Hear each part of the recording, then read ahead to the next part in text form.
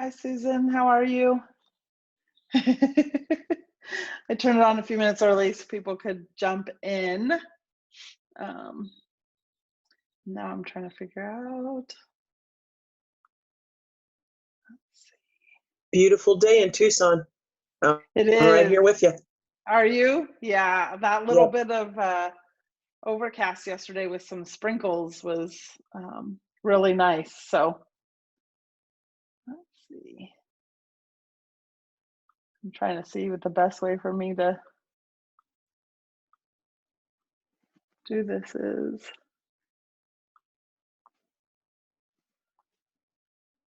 Um,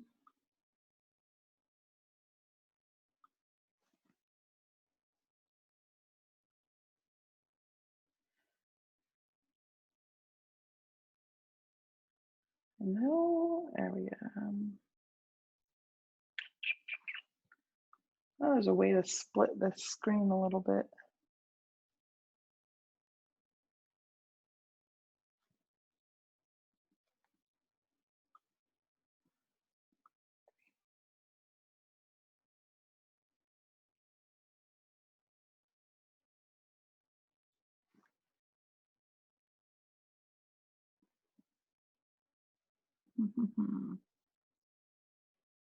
Yeah, it's super nice out today too. This morning when I was out there, it was like kind of almost, I mean, cool is the wrong word, but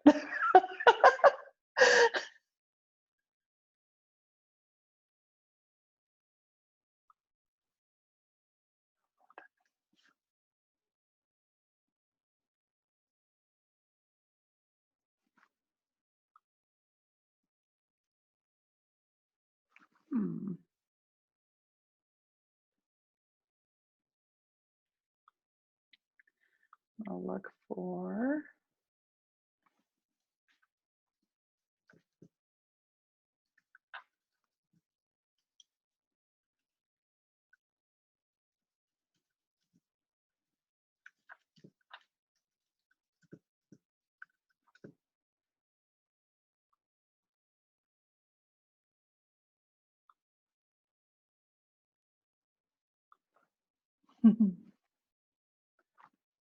Hopefully they show up soon. Here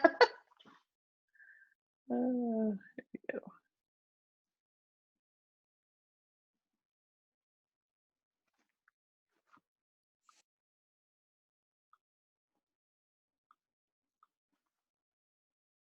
Oh, yay.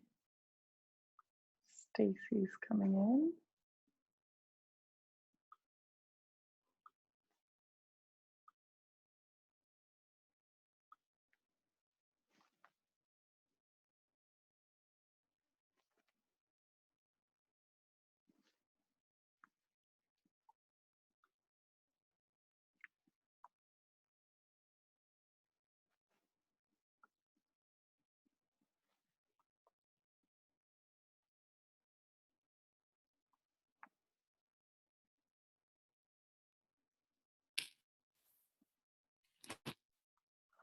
Hi, Stacy. Hi, Karen. Karen's still connecting to audio, but how are you this morning? I am waking up. Oh, yeah. I've been awake, but my mind is not. Okay. And you guys are still there in California until tomorrow, right? I'm still here in Oregon. Yeah. Yeah, I fly out tomorrow. Yeah.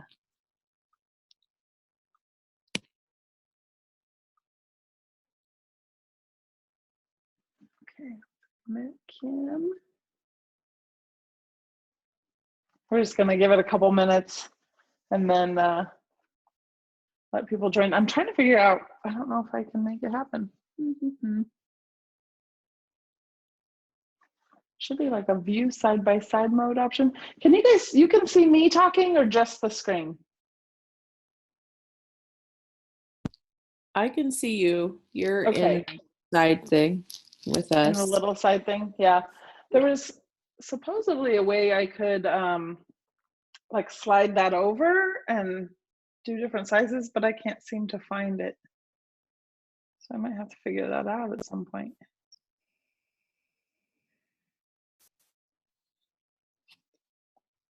You tend to freeze more when you're over here in that small box. Really? I wonder if I need to.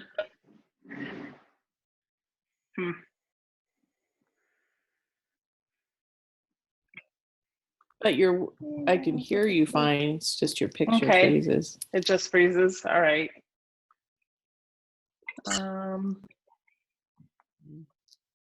I'll have to watch the recording afterwards and see if. So what I think I've decided to do is I'm gonna do the class today with you guys, and then ask some questions and get some feedback. Oh, it is telling me my internet connection's unstable. That's lovely.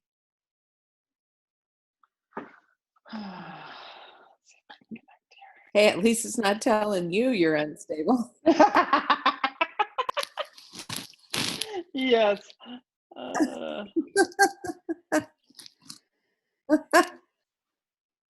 It's true. Let's see if I can connect to my phone. Hi, Nicole.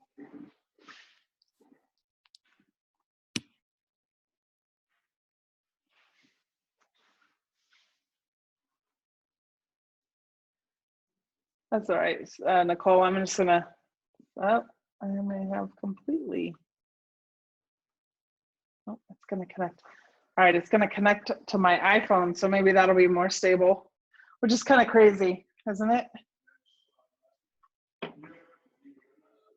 All right, we can get started, and then as people jump in, they can. I think there's definitely a few more people from the group who were planning on being there. Does it seem a little better now that it's connected to my phone?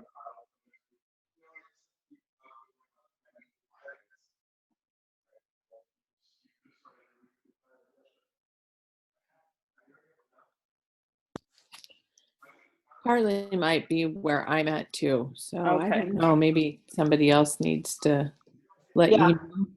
That's okay. We'll just go and then see what happens. I'm gonna pull the chat over here so that I'm not always looking over there. And then I also have,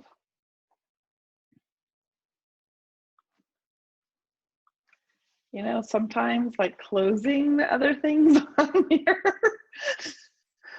your desktop is a good plan as well. Okay, Susan says I'm not on her screen, so I don't know. I'll just have to see how it comes out. And where is my...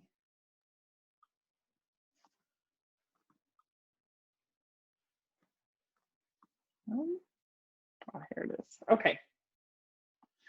All right, you guys. I am so glad that you're here with me and that you're oh, Susan, she says everyone else is on the screen. You probably have to scroll through. I wonder if there's a way. I might have to do change it, but it doesn't matter, because then I'll just tell you guys, I decided that I'm gonna work through the whole class today. I'm gonna ask you guys for some feedback, and then I'm gonna pre-do it, and then you guys are welcome to come back again, or you'll have seen it, but 90% of the content is probably here. I just want your feedback on what you feel like you need more of, or what you want to hear less of, and all that kind of stuff. So and I can pop in and out of this screen share so that we're not always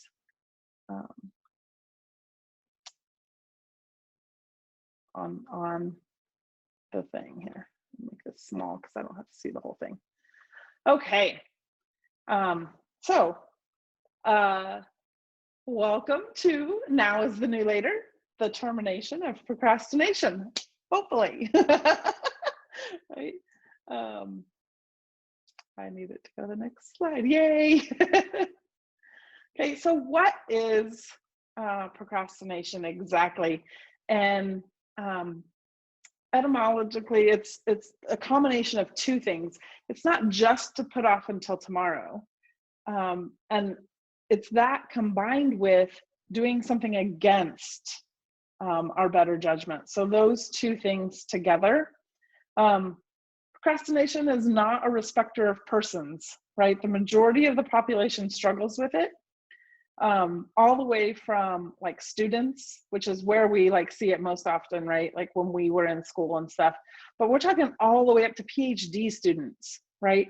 Business owners, moms, dads, every age range. Like it's a problem for, and then I'll just go to this. Why does it not want to go? There we go. For a whole bunch of people. So a couple quick statistics. Procrastination has more than quadrupled in the last 30 years, which is kind of crazy. But it's because of what procrastination is that that's the case. So 85 to 95% of the adult population has stated that procrastination has an impact on their life.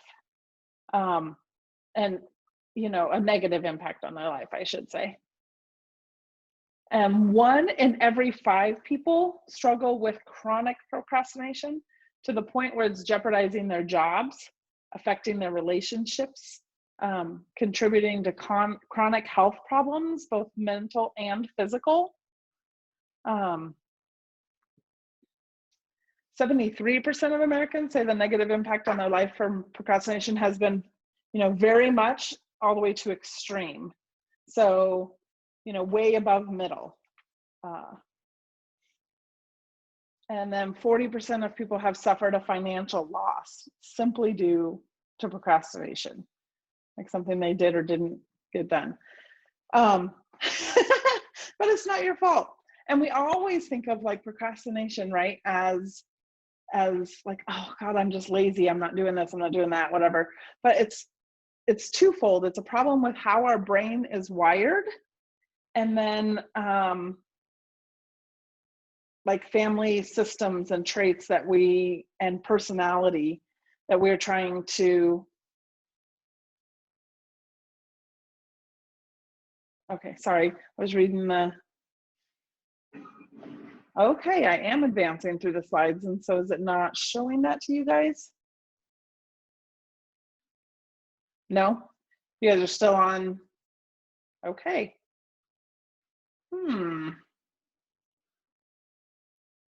Interesting.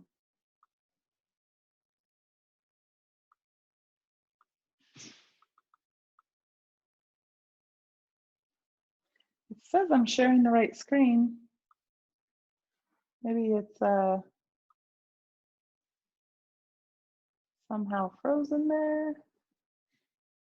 Now they just started to advance. Did they move backwards? Because I moved all the way back to the beginning. Let's see. Okay, did it just switch over? That's weird that it's like being, I've never had this problem with Zoom before. It's not pausing sharing. Okay, well, can you guys see right now it says, what is procrastination? On the top, it's pink. Yes, okay. So that's the two things that I was talking about, right? The put off till tomorrow and against your better judgment. And that it affects like 95% of the population.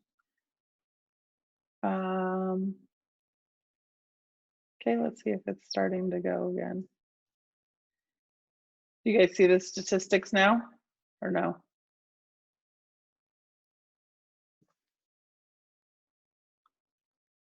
I'm looking at all your faces too. Yes, okay, very good. Click back over here. All right.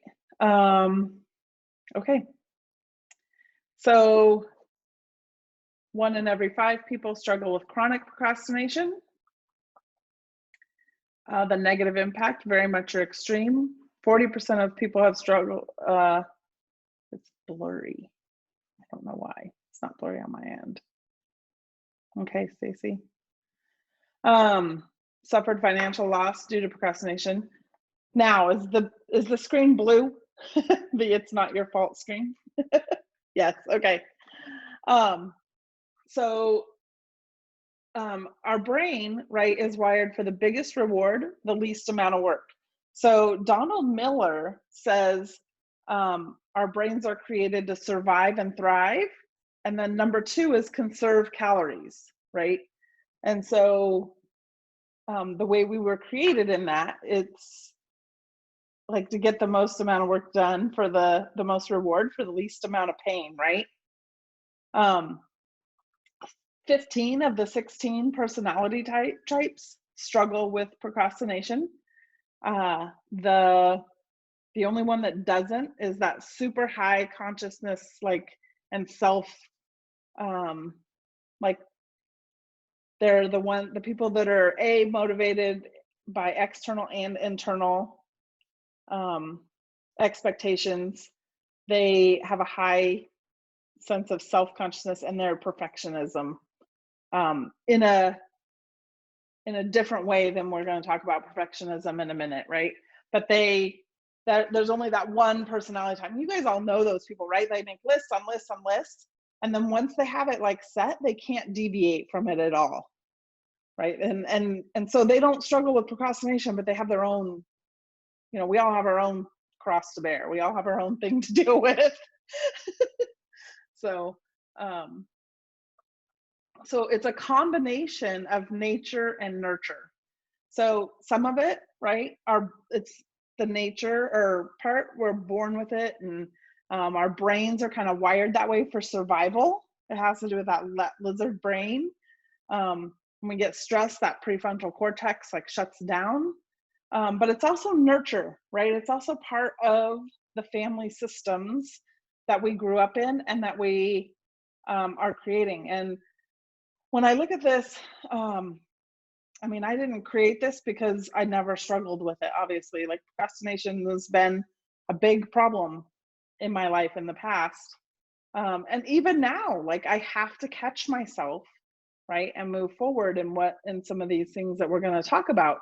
But I see it, those of you who have kids know, like, kids are like a mirror right in front of your face. And when they do something, you're like, because they're showing you exactly what the thing they got from you, it seems like. So it's that combination of nature and nurture that is where it comes from. So we'll talk really quickly about the reasons that we procrastinate. So we know what it is, right? It's this combination of nature and nurture. I need to get rid of that. That needs to not be there. Anyway, so with procrastination, it's not enough to remove the constant distractions and set up a planning system. Like, that's a piece of it, right? But it's not enough to do that. And secondly, procrastination is not a lack of willpower. It's not laziness. What it is, though, is it's an emotional reaction to the thing that you're needing to do and not wanting to deal with, like, the negative emotions of it. So we have procrastination is a symptom of fear or overwhelm. So I guess I should say this too. Procrastination is not a thing all by itself. Procrastination and perfection and how those two things work together. Procrastination in the eternal optimist, right? And as an adrenaline rush. So we're going to talk about all 4 of these things. And I can think of a time where I procrastinated in every single one of these ways. And so, since procrastination is not willpower and it's not laziness, right? Then we can never ever beat procrastination just by setting up systems until we find that underlying cause and catch ourselves there, right? We'll never move past it. Really quickly, like, this procrastination is an adrenaline rush. How many of you guys have ever said, I just work better under pressure? Yep, I know, I said it too. we'll talk about it in a little bit, but it's a myth, right? It's a lie we tell ourselves. And I know there are people who, when I say that, are going to be like, no, no, no, you don't understand. I really do, right? But I promise you that it is just a lie you're telling yourself, because I did it too. So let's go from here. All right, so think about the times when you remember procrastinating something and how that made you feel, right? And think about the times you got something done early. Like, we're just going to stop here for a minute and you guys put it in the chat, or you can talk. Like, what does it feel like to not procrastinate?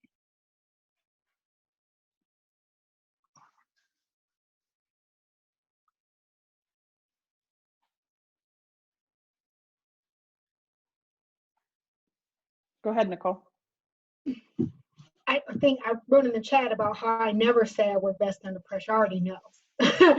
I love being like way ahead of schedule, everything all laid out. That's a perfectionism in me. And it helps the overwhelm. I'm already overwhelmed by whatever it is I have to do, especially if I have to speak or teach or deliver something. I'm already stressed out. So working ahead of time and being ahead of schedule is just one less thing that I have to worry about. So I love that feeling. So I'm trying to get it in other areas of my life. Yeah, good. And Stacy said it feels amazing. And Diana said it feels like freedom and you feel accomplished. Yeah. So let me just go to the next one and see if I have it here. Yes. So this is where, so when I talk about procrastination, it's an emotional coping response, right? You're not lazy. We're trying to avoid the emotions that we think might come with this big thing that we have in front of us. So whether that's embarrassment or feeling incompetent or boredom or fear of both success and fear of failure, anxiety, insecurity, frustration, resentment, self-doubt, like all of these things. Our brains, okay, oh, George is here. Yay. Our brains are wired to pick immediate gratification, right? And we have to learn to delay gratification. And it's not as simplistic as all that. So what happens in procrastination is we have this task in front of us, right? And for whatever reason, we're resistant to it. And so we're putting it off, even though we know we should, not really, right? Do it. But we're putting it off because at that moment, right, the pain of doing it is greater than the pleasure of whatever we're avoiding it with, right? So we have to do two things. We've got to bring down the pain of doing it and bring up the pleasure of doing it and completing it as well. And so there are ways to do that. The underlying causes of procrastination are the failure to meet these bad feelings that we're talking about face to face, and the short-sightedness of leaving the task to the future you. So my middle son, right, his name's Colin, and he was undiagnosed dyslexic till he was 17 years old. And he struggles with procrastination hugely. Now, again, remember I said something about family systems earlier. He didn't learn it in a vacuum. He learned it right here. Okay, but it was like one of those mirror moments that we're talking about, because he always felt like he was lazy, or people, you know, when in reality, he had to work so hard just to keep up with what was going on. And he's super, super smart. So I keep telling him this and he doesn't believe me, but you know, he was smart enough to really cover it for a really long time. But I told him, I said, it's like standing to the person next to you and I'm going to put a blindfold on you and have you both, and the other person gets to walk the line and you have to walk a line as well.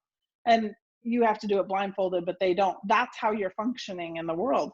So the story that it was creating was, I'm lazy and I can't do it, when in reality he's working like 3 times harder than 90% of the people around him, and still feeling like a failure.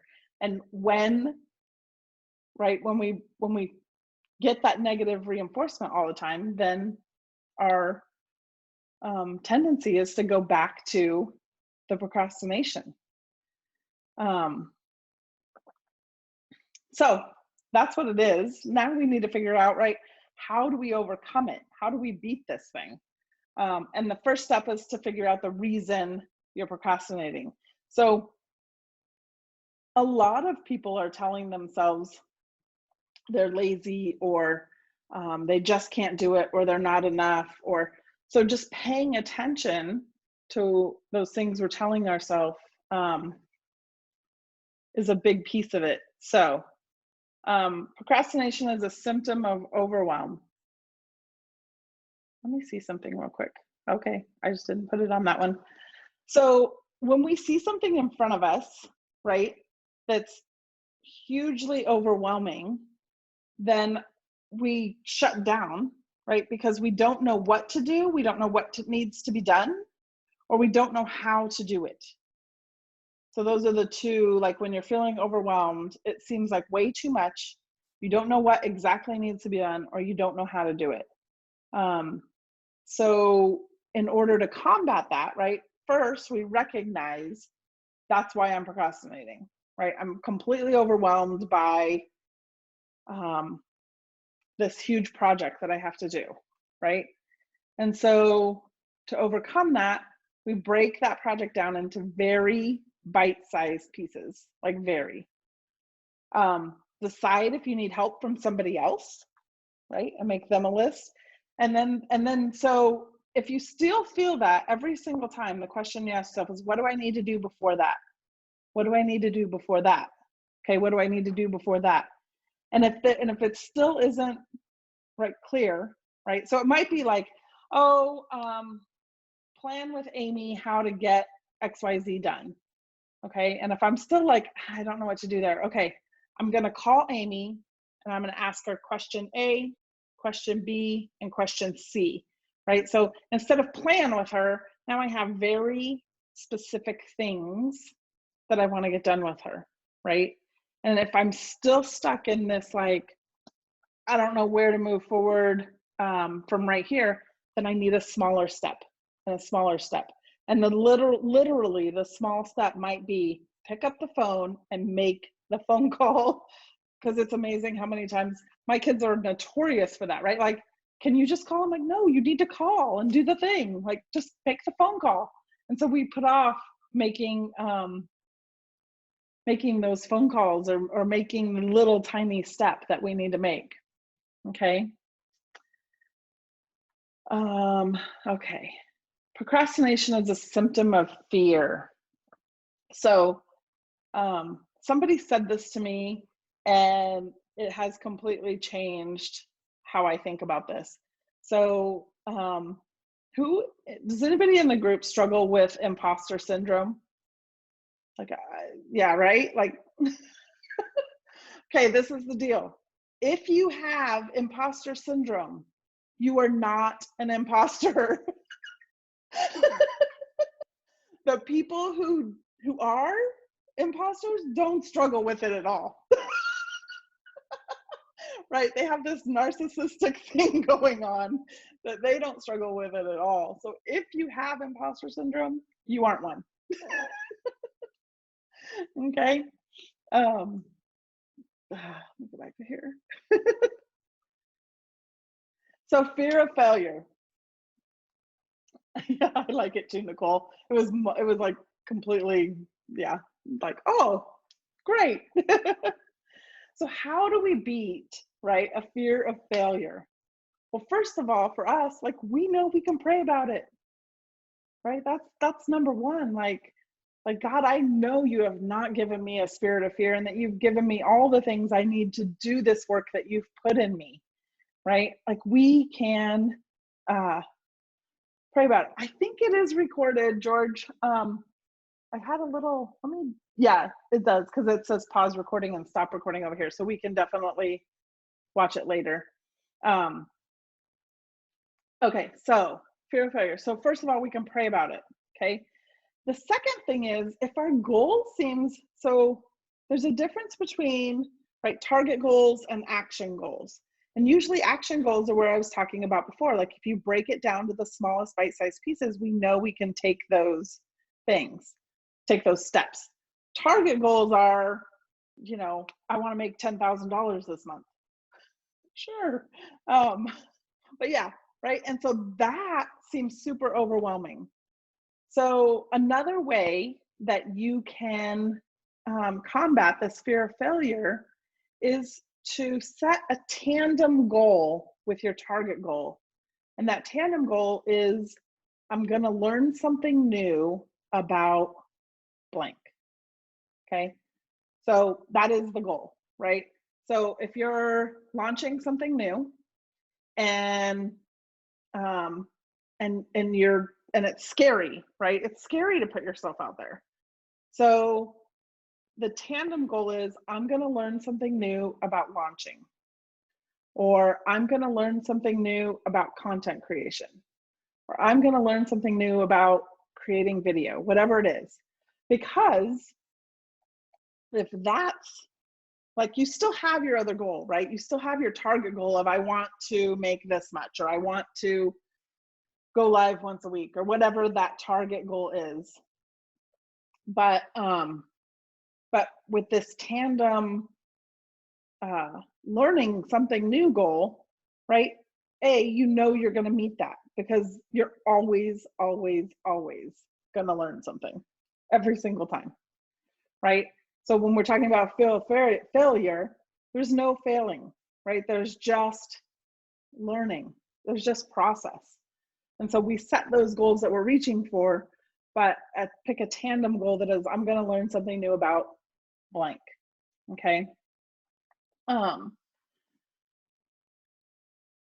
The other one is, so you'll hear a lot of people talk about, for fear of failure, like visualize the outcome, or, you know, think positively, and all of those things, like, they're kind of true, right? But it needs to come in tandem again with not just positive thinking, but also think about the obstacles, right? There was a study done with students starting the semester, and asked to rate their stress levels.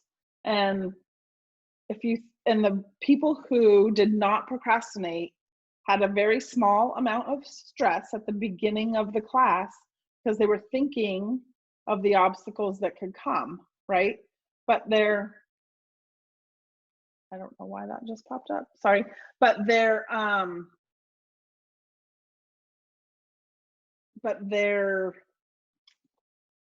stress level never increased throughout the semester, right? They were constantly looking at the obstacles and taking the little steps, and it was always this just short amount of pressure to get it done. Okay. The students at the beginning of the semester who were like, yeah, I have no stress, this class is going to be great, they were the procrastinators who at the end of the semester, their stress level was at like a 10. So they start super low, and then their stress level was at a 10 at the end, because they didn't see any of the obstacles from the beginning.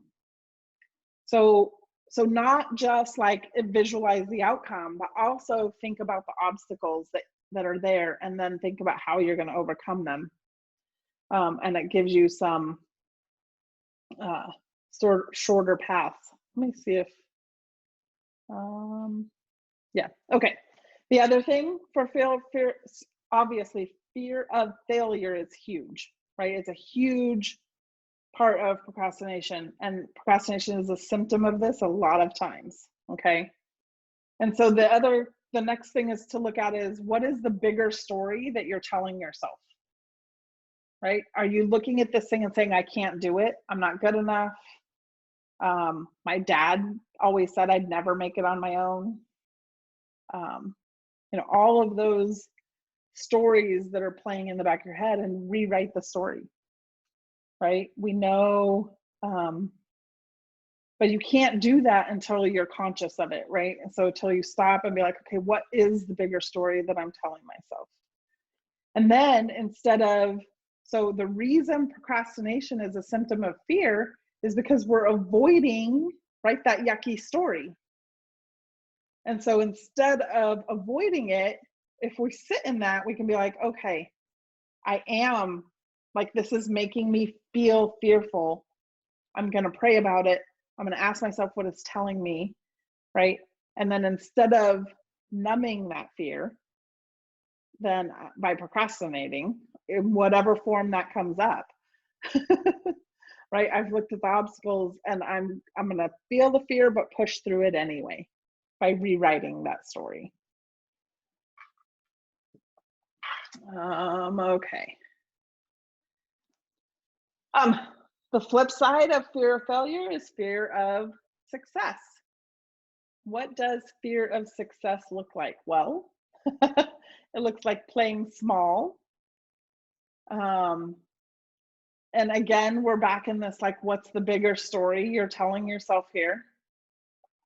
And really, it's not, it is a fear of success, but it's not the fear of success itself. It's a fear of what comes with the success. Like, now you'll have something to lose, right? Or now there will be all of these expectations from the people around me when I'm successful. And what happens is it becomes this self-fulfilling prophecy, right? Like, I'm not good enough. And you see the success, and then it's that self-sabotage, right? So if you can catch that, again, if you can catch that story you're telling yourself early, the next two kind of go together. So I'm gonna bring them both up. Fear of what someone else will think, or fear of looking like stupid or weak or inferior or not good enough or any of those things, right? The fear of how we look to others or are perceived by others is a huge part of this, like, symptom of fear and procrastination. And so again, we're back to the same things still apply, right? We can still pray. Again, we know that God did not give us a spirit of fear. Not only that, like, for me, it helps immensely to just go, okay, I'm living for an audience of one. Like, I only care what God thinks. Even if it's not completely 100% true at the time, right? It gives me enough to push past the fear into action. So I'm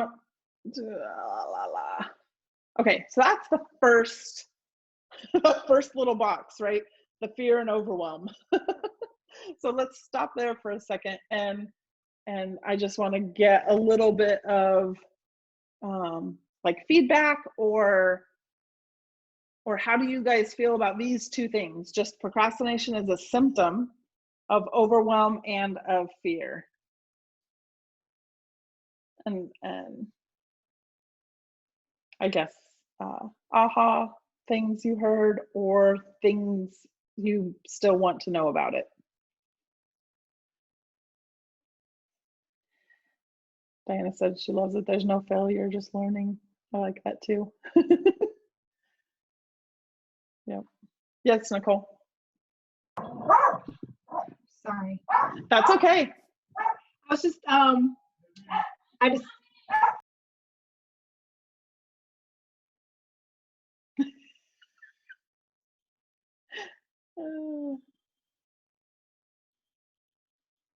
Yeah, I know. It's okay. I think it'll be all right. If you want, we're good. A little quieter now. I just wanted to quickly say, you know, I teach adult, I'm a professor adjunct, and I teach adult learners who are going back to school. And this is all we talk about is managing time or procrastination. Like, that's really all we do for AIDS. Yeah. And it's so true. I like what you said about when you mentally get ready for some potential consequences, you're prepared for it. It helps. That's so true. I see it all the time. And I'm beginning now to recognize it in myself when you put it in this particular framework. around fear of both failure and success. So I just want to tell you that resonated with me, and thanks for that. Thank you. And then George said, so fear of success could be like a fear of more responsibility then. Yeah, I think that's a good way to put that as well. I have Yeah. had Heather? Oh, Oh, sorry. Go Next. ahead, Karen, and then we'll go to Susan. okay.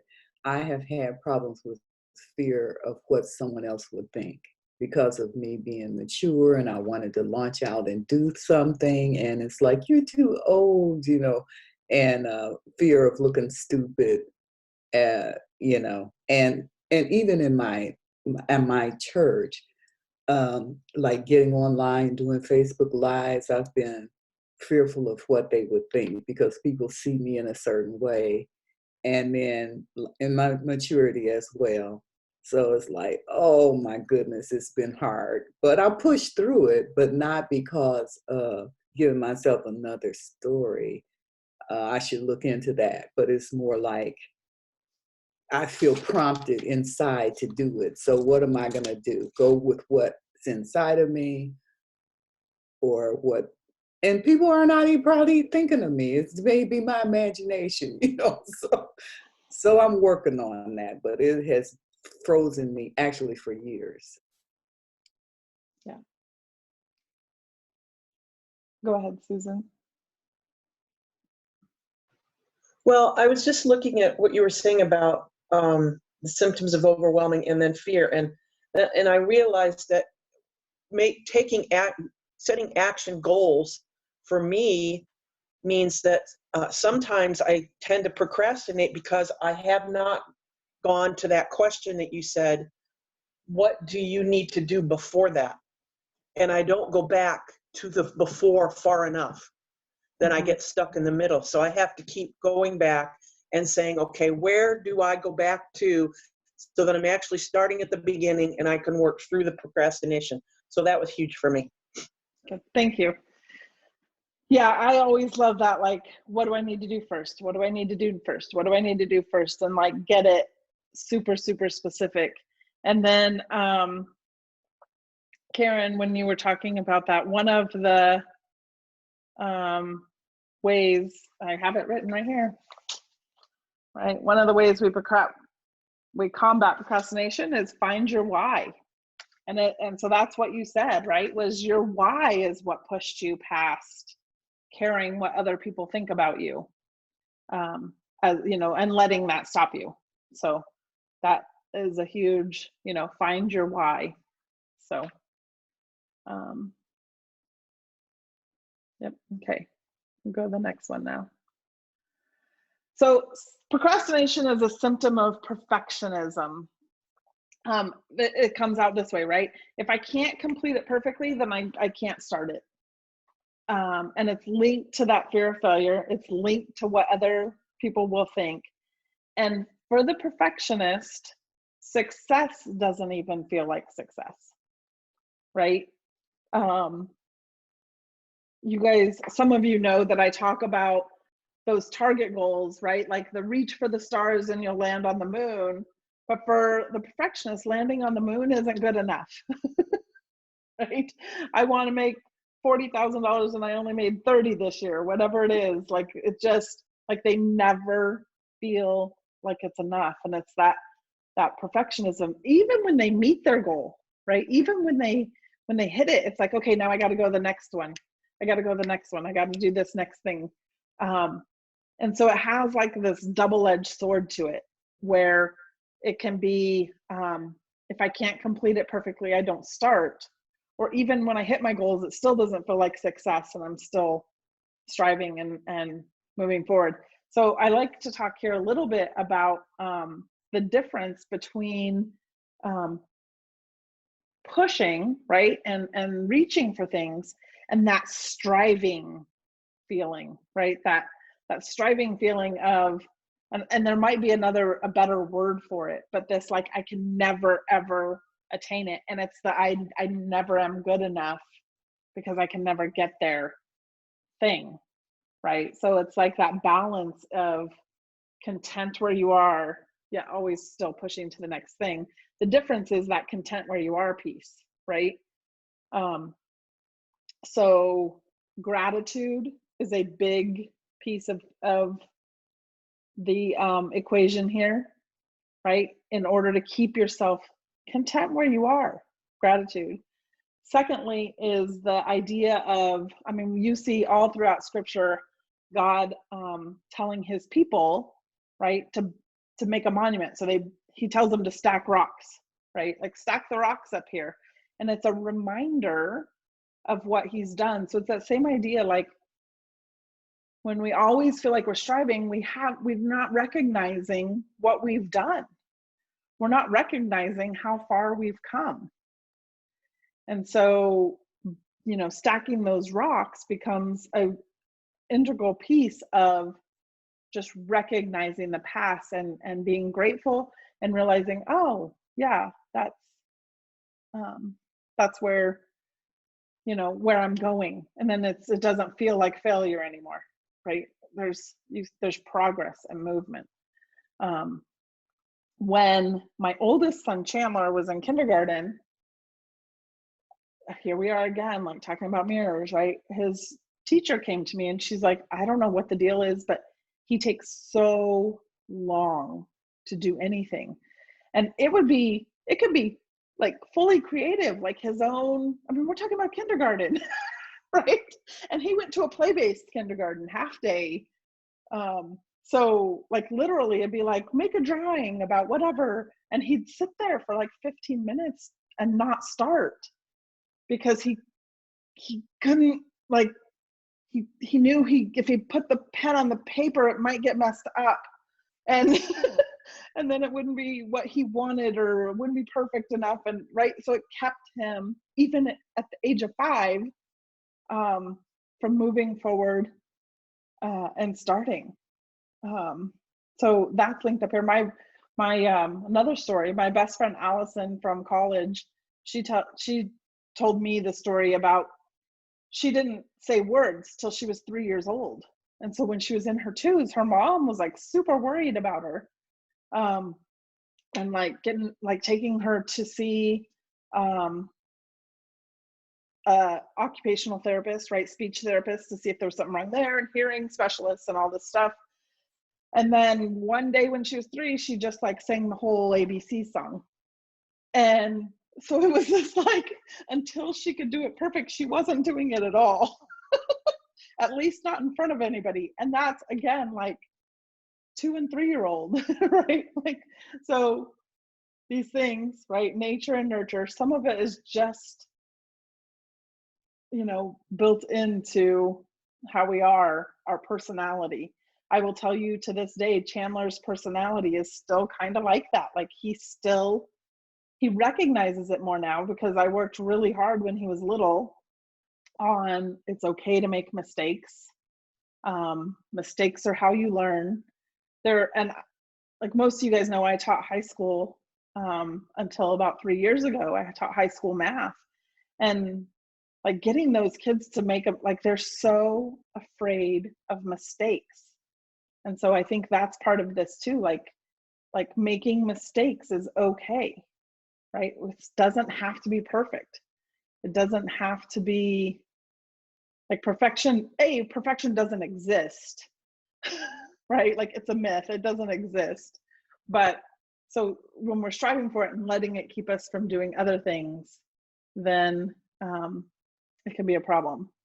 And so the next one that I had here was the perfection is a symptom of optimism, right? The eternal optimist. And so what happens with this one is they assume, right, that they can do things faster than they can actually do them, or, you know, that it'll take them less time. And so since I can do that really fast, I don't have to do it until later, right? Like whatever that is. And so there was a study out about people being late, right? And people who were chronically late, a good chunk of them, not all of them, but a good chunk of them it was because they thought they could get 2 more things done before they left the house. Right? And so then they get those 2 things done and leave, and then they're late. And so it's this like, it's this optimism thing that happens. And so this again came like to me when my kids were little too. We were always running late to get them to preschool. And they, like I said, they went to a play-based preschool kindergarten. So it started at a certain time and it ended at noon, you know. And until the director there told me one day, she goes, okay, this is the deal. You need 5 minutes for each kid you have, plus 5 more minutes just to get in the car. So I had 3 kids, which means I needed 20 minutes of padding in my time just to get in the car and leave, right? That was like an adjustment that I needed to make as a mother of young kids. And so the same thing happens though with other things. Like I can write this report in 20 minutes. And so you wait till you have 20 minutes because that's Parkinson's law, if you've heard me talk about that before. And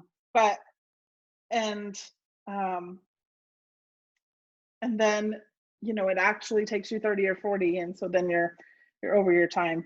But so with this one, there's a planning technique, which is a lot of us, right, overestimate or underestimate the amount of time it's going to take us to do something.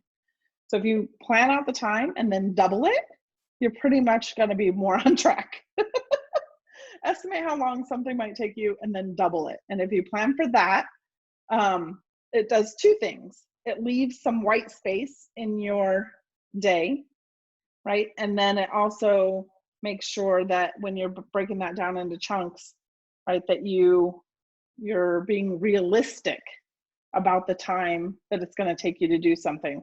If any of you have ever done research, you know that when you start researching something, it's going to take you twice as long as you think it is.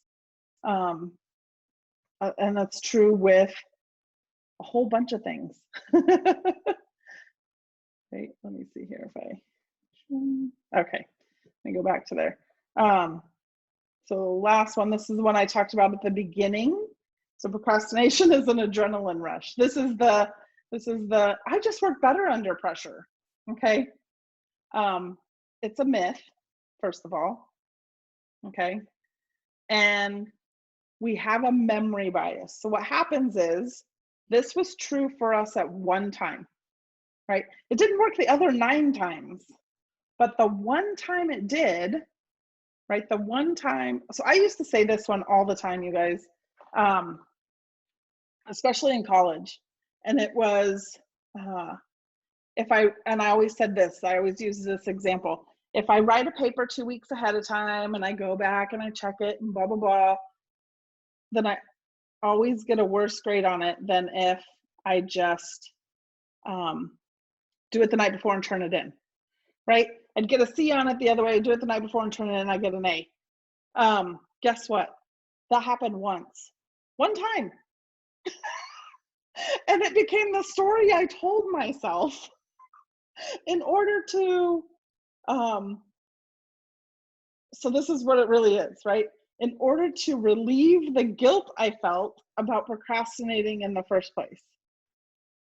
It's called cognitive dissonance, when your thoughts, like what you think, doesn't match reality. So I thought I work better under pressure because this one time, you know, I thought, and it wasn't because this one time, right? I made that universal all the time for me. I said, I just work better under pressure. When I would do a paper ahead of time, I would get a C. When I did it the last minute and turned it in, I'd get an A. So that wasn't true all the time, right? It was true once. So I had this disconnect between reality, right? When reality is like 9 times out of the 10, I turned it in late and got points off and, you know, all of that kind of stuff. But the one time it happened, then I made that the whole story. So it alleviates that guilt. So what happens, right, then is we say things like, I work better under pressure anyway. So watching whatever, you know, whatever show you want to watch, whatever your favorite TV show, watching that show, it's the right thing to do because I need that little bit of pressure to make myself work better, right? Like, so that's the right thing to do. So that's your brain, right, tricking you into thinking that that you need that pressure, right? So the truth is nobody works better under pressure. Not even you, not even me. As much as I want that to be true, it's not. They do sometimes work faster, right? We do work faster under pressure, but not necessarily better. Which is why, right, if we incorporate like Pomodoro sessions and those kind of things, that working faster happens because we're like, oh, we only have 25 minutes, right? And we start working as fast as we can. So yeah, so it's not working better. It is sometimes working faster, which isn't a bad thing. It's just not reality for that adrenaline rush thing. Let me see if this goes. Yep. Okay, so I'm gonna stop again really quickly and see like where you guys are at, how you, if there's, so let's really, before I do that, sorry, let me talk really quickly on ways to beat this that apply to all of them, okay? I just mentioned one of them, which was Pomodoro sessions, right? Create a little bit of urgency in yourself. And a Pomodoro session is a singly focused session of time, right? So you are creating like the eliminating distractions thing and stuff like that. That's not enough, but you're focusing and creating that limited amount of time, right? Scarcity and time that pushes you forward. The second thing is I mentioned earlier, like it's not a matter of willpower, right? The truth is willpower in any situation, whether it's time or not spending money or not eating all the things or whatever, like willpower will always fail you every single time, okay? So there is something in there that's about changing your environment, okay? So if you find yourself procrastinating on a specific task, it might do you well to go to, well, when we're not all closed down, going to the coffee shop down the road and working there, right? Or when I talk about changing your environment, sometimes too, that's about surrounding yourself with people who are doing the same things you are.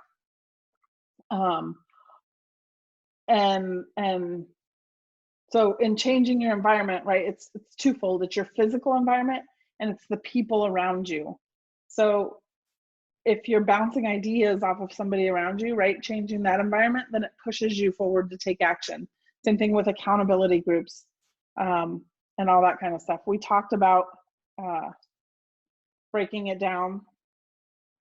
We talked about knowing yourself, right? Like know what story you're telling yourself, know why you're procrastinating to begin with, right? Know, like step back. And it can be all of these things at different times. Like it could be that the task is too big and you need to look at what comes first.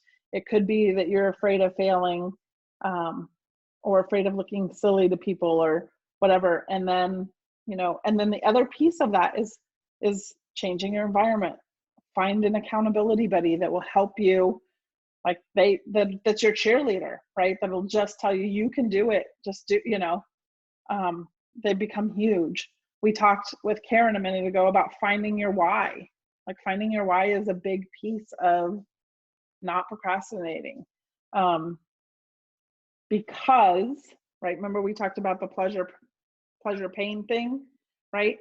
Finding your why brings the pleasure side of that up. Like if you're functioning in your purpose, it's not that procrastination will never like rear its head, but it's a refocus on, okay, this is why I'm doing this, right? And it makes that reward greater. And then the last one is to actually build rewards into your planning system so that as you finish those little steps, right, you're rewarding yourself. So again, it's that psychological thing. We're pushing the reward center of our brain above the pain. Like it's gonna be more beneficial for me to do it than to not do it. So oftentimes when we procrastinate, it's because the pain of doing it right now is bigger than the future reward we have, right? The future clients that we might get, the future cleaned out guest bedroom that we might have, right? So if we build in little rewards along the way, it's bringing that reward, that pleasure part of the equation up, right? Like balancing, like balancing chemical equations. Yeah. Okay, so I want to move from here into, is all procrastination bad? But before I do that, and that one's really quick and short, so we won't be here much longer for all of you. But really quickly, like out of the last few, which was everything except the first one, it was the adrenaline rush and the, let me just, optimist and perfectionism. So perfectionism, optimism, and the I work better under pressure. Is there anything in those that you guys want to know more about, or that spoke to you, or any of those?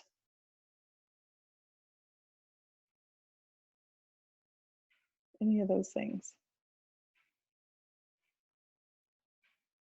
Heather, can you go back to the optimism slide just 1 second? Sure.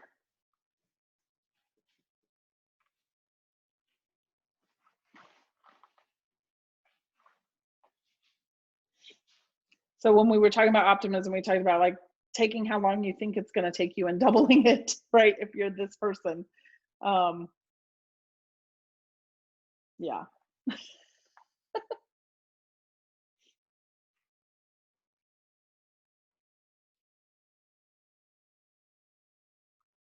I always saw this too. This always came up for me in running late for things. Because I always thought I could get a couple more things done before I left the house, right? That optimistic, like I can get this done. Or I would think it's going to take me less time to drive where I was going than it was going to take. Like Google Maps has helped that a little bit. Go ahead, Karen. I'm so glad to know that I'm an optimist, not a sluggard or a rebel. So, it's totally me. But I got a way to beat it now. Yeah. Yeah, and it's just that giving yourself some white space, right? And you're like giving yourself some cushion to work with. Yeah.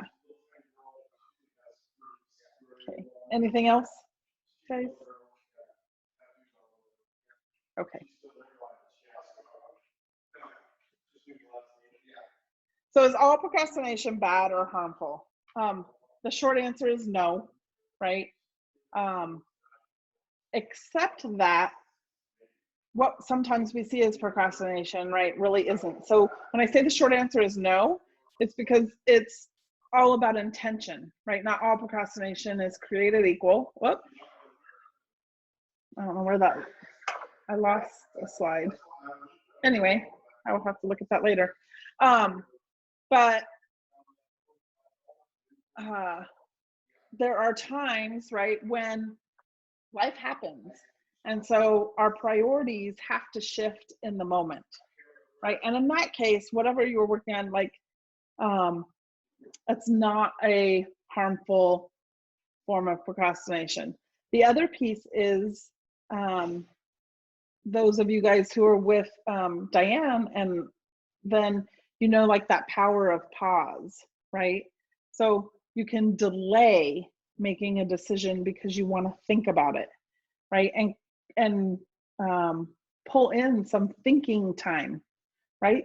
Plan for some thinking time, because that's the procrastination that's useful, which isn't really like, I go back and forth here because it's not really procrastination, but a lot of people see it that way, right? Like I need to take a walk for 20 minutes that I talk so much about, right? A lot of people see that as, well, I should be, right? It's that I should be doing blah, blah, blah, instead of honoring what their body is doing. And I'm going to stop sharing for just a minute because there's a piece of this. Stop presenting that for a minute. Oh, there it went. I don't know how that weird extra slide got in there in the middle, but it did. So I'm gonna pull that back up here. Go to the next one. Okay, so sometimes procrastination is self-care, right? Here we are. Sometimes life happens and something else becomes the priority. That's why we build white space into our day, okay? Also, and I think maybe, Nicole, this might speak to you, though we can't do all the things right now. Right? Like, and this Ouch, is that. ouch. Well, I was just listening to what you were saying at the beginning of it, like, and I think like you have so much you want to do, which is so cool, but you know, just becoming a little more realistic about what can I do, and also being super intentional about what you add to your plate and what you let somebody else do for you. You know, what's the who, not the how. Like, I don't have to know how to do all the things. And this is, I'm horrible at that. Just so you guys know that, some of you know that about me, right? Like, yeah. And then the leaving room for thinking, all of these ways. And honestly, like, it's okay if it's intentional procrastination, it's usually fine, right? Like, you're thinking through and having a reason why this needs to wait and I need to do this instead, whatever it is. And sometimes it's, I need to take care of myself. I don't feel good today, right? You know, whether it's an excuse that you're telling yourself or if you need to take care of yourself. And so you just have to be super intentional about what you're thinking about all of that. And let me think what else. Yeah, and then being realistic about what you can do in the amount of time you can do it, right? It's that optimist thing. Being intentional about what you add to your plate. Just because somebody asks you does not mean you have to say yes. Right? That one I've actually gotten pretty good at, and it used to not be the case. Like, I'd be, yeah, I could do that, and because it sounded fun, right? Like, whatever they were asking me to do, I was like, yeah, I could do that. That sounds like a great time. We can organize this event, or right. But the reality is, I needed to focus. Like, it shouldn't have been. If I'd have asked myself, instead of saying I have told you guys some of this, but instead of saying I don't have time for this, right? I ask myself now, is this my priority? And it creates a huge mindset shift in being intentional about what I add to my plate, and what I say no to. And so I have a much easier time saying no when I know in my own heart it's just not my priority right now. Whatever the thing you want me to do, even if it sounds like fun, right? Even if I'll get lots of recognition for doing it, right? Even if whatever it is, I don't even know anymore, but even if, like, there seems to be that reward, but it's not on my priority list, and I need to not put it there. Like, it needs to not be on my plate. The person who's asking me would much rather I say no than, yeah, sure, and then like not, drop all those balls. So, and then the leave room for thinking. A lot of people think, again, we were talking about this earlier on our call, right? I come from a family who, if you're not doing, right, then you're not doing anything. There's a reason people get ideas in the shower, right? There's a reason people get ideas when they're out on a walk or on vacation, or doing any of the things where they're not doing. And it's because their brain finally has time to think and be creative and be innovative. And so, you know, productivity in general, right, is this combination of innovation, action, and then like following through like this, right, like this thing. So and systems and all that put in place. So it's really innovation, planning, and action, right? That's the three: innovate, plan, act. Innovate, plan, act. But you got to have the innovate time. You have to have the time for thinking, and you have to have the planning time. So, and not just the action time. And I know for, like, we all struggle with a different piece of that, right? Like, I tend to be an action person. And so a lot of times, like, I'll be like, yep, let's do it. Like, spontaneous, right? Like, go. And I haven't taken the time to plan it out or think about really what that means. And so in that case, like, I would be served well to pause and think about things when I feel that, like, hey, let's do this. Yeah. You know, because I can come up with all kinds of great projects here, at home, at church, like everywhere there is. So I think that's all.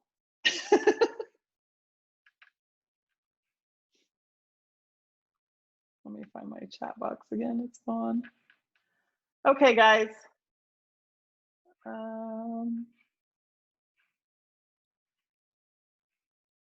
Prioritizing helps a lot. Yeah, for sure. Okay. Anything you guys wish was in here that you know, like, want more of, or wish there was a little more element of this or that? And I guess to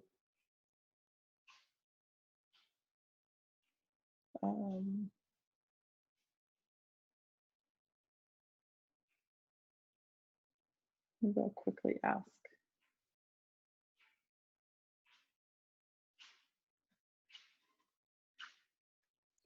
I liked how you emphasized that what procrastination is not. It caught my ear because I really didn't think I needed this as much as I now know I need it. Like, oops, yeah. No. Thank you, Diana. It's great information. Let me ask you this question, because it'll be very specific. Do you feel like, with, like, change your environment, break it down, is there enough, like, concrete stuff in there about how to push through? Or do you feel like you wish there was some other, does that make sense?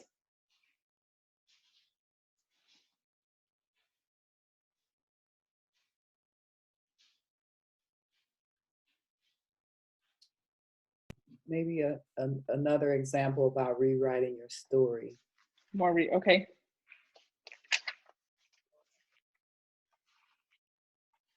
I'm gonna think through that one for a minute, but I'm gonna write it down so that I think through it.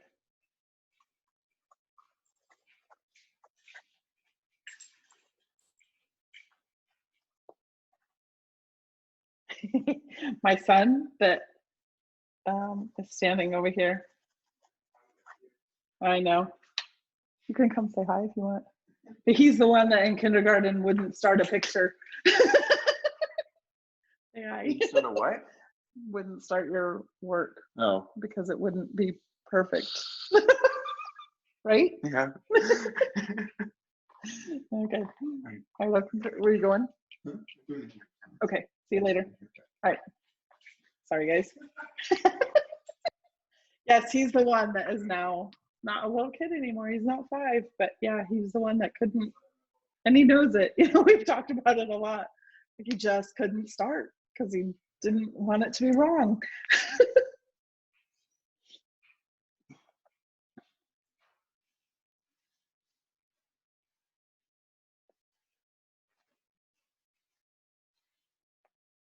More specific tasks. Okay. And then Kim said she definitely tries to squeeze in more things before leaving the house. And how do I overcome that again? And Kim, that is the creating that buffer. So if you think it's going to take you 20 minutes to drive where you're going to go, then you need to leave yourself 35, you know? So just creating that buffer. And especially the other piece of that for me was always, I didn't want to show up somewhere. Like I thought there was like a too early thing, right? Like I don't want to get there too early, but the reality is like, 15 minutes early is not too early. It's not an unreasonable amount of early. And I always kind of felt like it was. And then my boys did the Tucson Boys Choir here, and Dr. Ackerley always said, if you're early, you're on time, and if you're on time, you're late. And so that, was one of the, like, I need to switch my thinking because I never wanted to be too early. I don't know where, I'm still not sure where that came from, but I'm sure it came from somewhere, like somewhere got reinforced in my childhood that you don't want to be too early. But I needed to change that. There we go. I needed to change that story in my head that it's okay to be a little early. I don't know why I always wanted to get there right on time.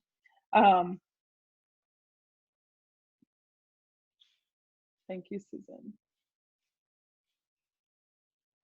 Yeah.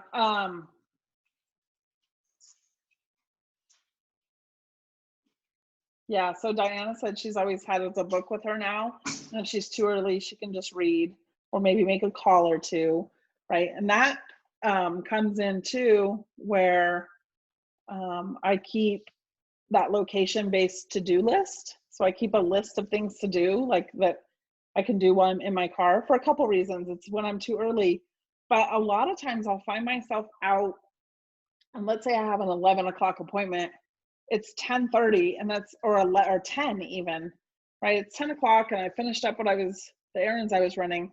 Well, all of a sudden I didn't have enough time to go home, right? But an hour might be too early. But so I had this period of time where it was like, okay, am I going to just kill time or and so I started keeping that to-do list in my car, so that I could, run the couple errands that I needed to run or get, make sure I got all the things done, especially when I had that like too much time, but not enough thing going on. Not enough to go home, but too much to go early. And so a book is good for that, like she said, or phone calls, right? Phone calls I need to make. Any like podcasts on personal development and all that kind of stuff fits in those spaces really well.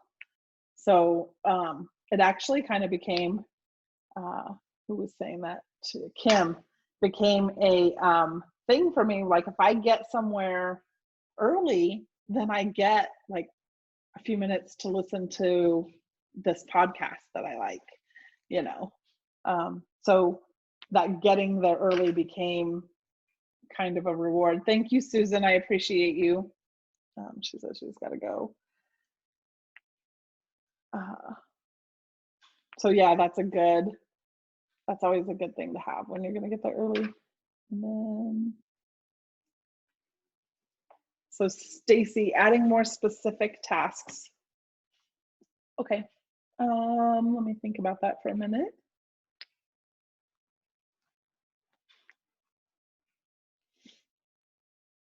An example of a rewriting story. Let me think about that one for a little bit. So I will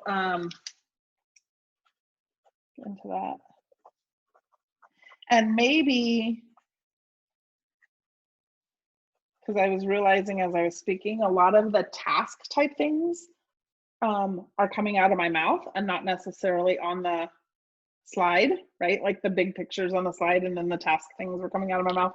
So I think it will be helpful too to have those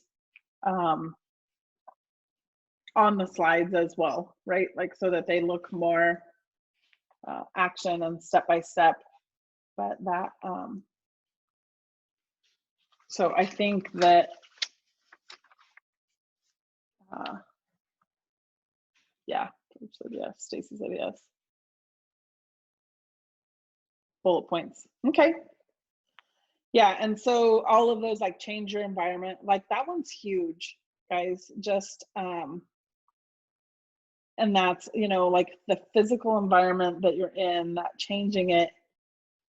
That's why live events are so successful, right? If you think about, you go to a conference and you have all this energy surround, it's because you've changed your environment into a place where everybody's talking and doing the same thing, and there's all this energy surrounding it, and you leave there like ready to go.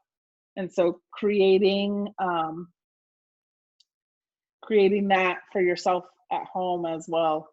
And then, yeah, Karen said going to the library. Yep. So for something like going to the library, going to the coffee shop, going, you know, talk, like a bunch of your stuff you can talk and let your phone like record it or type it for you.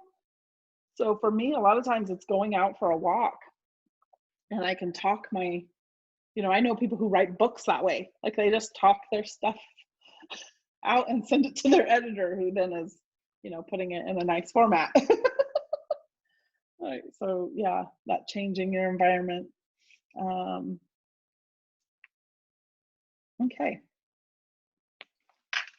You know, I don't consider myself a perfectionist, but what you said about stacking the rocks was good for me, because sometimes I feel overwhelmed and I'm, you know, putting myself down because I'm not doing what I expected I should do. But overall, I'm not a perfectionist. But I think just stopping to see where you come from, and that stack the rocks, I like that phrase, you know, helps me to appreciate what has been accomplished. Yeah, I think that's a big part of what we do to ourselves. Even so, I probably need to make a habit of it more often.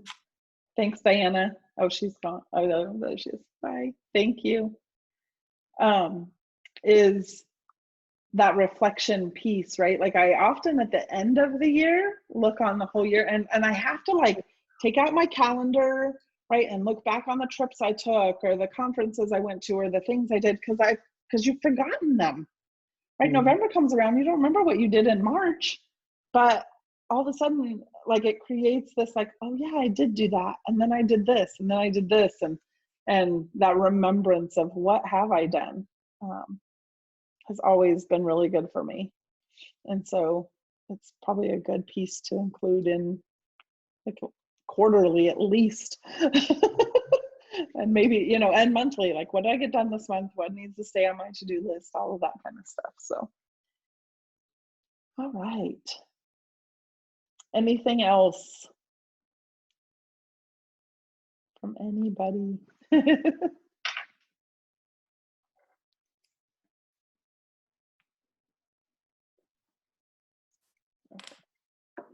Thanks, you guys. I will, you know, it takes a little bit of time for this thing, especially on my Wi-Fi here, apparently. It's on my phone still. Good, Stacy, I'm glad it was helpful. And then I'll, maybe I'll get it a little more concrete, and then I'll send it, you know, I'll upload the recording to my Zoom, and then I'll put the link in both of the groups that we're from here. Thank you, Karen. Okay. Thank you, Nicole. I appreciate it. We need to connect. Yeah. So, all right. Thanks, guys. I will see you soon. Yes, George, I will put it up as soon as I'll put it into the group for sure. Well, probably the link to the YouTube, and I'll put it like unlisted on YouTube so we can find it there. But I'm glad you were able to join us. It's good to see you, George, or see you, see your name. Anyway, all right, I will talk to you guys soon. Bye. Oh, I should have I should have taken that off of there. All right.